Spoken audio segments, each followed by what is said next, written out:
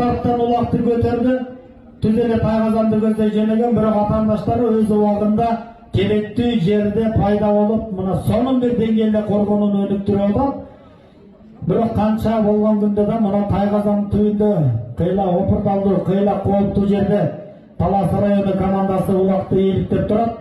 Айлатап ұзатып жібермесе, мына ушындай салым жаралып кетмек.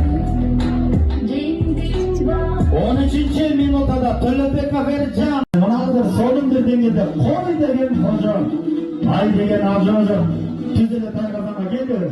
Ай бара келді. Соның бір тактикалық ықманы пайдаланды дағы атандашының Тайқазанына 5-ші улақты Өмірбек. Мына үшінтіп біз команда құрамымен таныштырғы шақты Айтматов районы алғашқы салымды өз пайдасына жазып отырады. Нұржан бұл? Шой. Илесұлы Құшшыбай 7-ші қатар.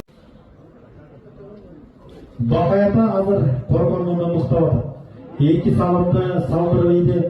Андан кейін бұл 2 салымдан кейін есеп санын ұзартпастан қайрадан қуып жетіп есеп санын теңеуіне көздеп отқан Бақаятаның жігіттері болған. Бірақ қайдан жайдан жетіп келген